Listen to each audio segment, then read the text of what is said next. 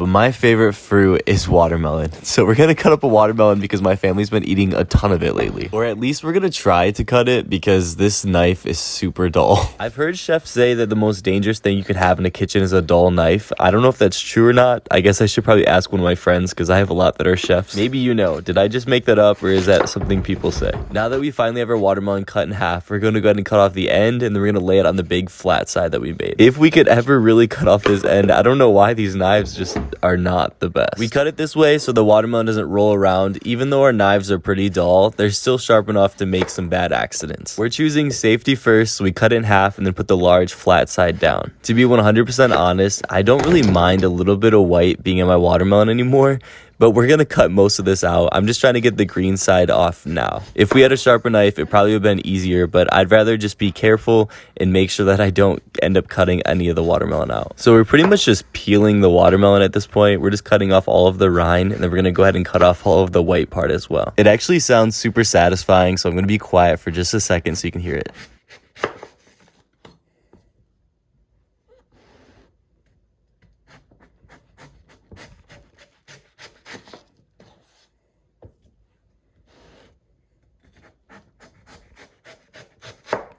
I think it sounds so satisfying that when I started editing this video, I almost didn't even do a voiceover because I just wanted to listen to me cut watermelon all day. For the aesthetic and to make all of this look nice for the video, I didn't do this step. But normally I take a bag and I'll have it over to the side and I'll fill it up with all the stuff I cut off so that it's just a lot easier to clean up later. So I definitely recommend that. Over the years, supposedly your taste buds change. I guess it's supposed to be like every 7 years your taste buds change, but I've always loved watermelon. It's been my favorite fruit all growing up. I vividly remember being a little kid and my great-grandma saving all of the extra watermelon juice so that I could drink it. I know that sounds extremely excessive, and I would agree with you. I think that is pretty excessive, but that was to the extent that I've loved watermelon, and it's kind of just stayed with me all growing up until now. I'm gonna blow your mind, or I mean, I'm gonna at least try to blow your mind. But I made a video a few weeks ago talking about how much I loved watermelon, and somebody decided to be smart in the comments and tell me what the daily recommended amount of watermelon is.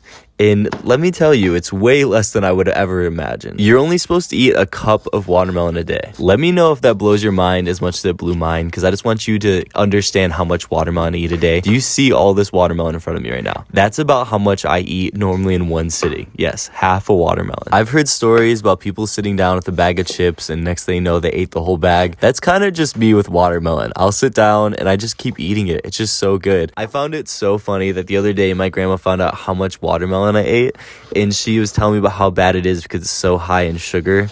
And my grandma's diabetic, so she really watches her sugar. But that same grandma will sit down and eat a bowl of ice cream, eat cupcakes, eat some Oreos. So I don't really know why she's concerned about how much water I eat. Typically, when I cut watermelon for myself, I don't cube it like this, but since I have to share with my family, we're cubing it. My favorite way to eat a watermelon is as spears, like these right here. So what you do is you just take this and then you have multiple bites out of it. But since my parents like it cubed, we're just gonna cube it up. My argument for spears is it's just a lot easier because you have multiple bites in it and you don't have to constantly keep reaching in the bowl. It's okay, you can judge me and laugh at me for how nerdy I'm being about cutting and eating watermelon, but I want to hear about you. I know I'm not the only person that would make a whole video talking about their love for fruit or something random. So if you could make a 10-minute video right now, what would you make it about? What is something you love enough to make a 10-minute video? While you think about that, I'm going to give you a little ASMR moment because this sounds so nice.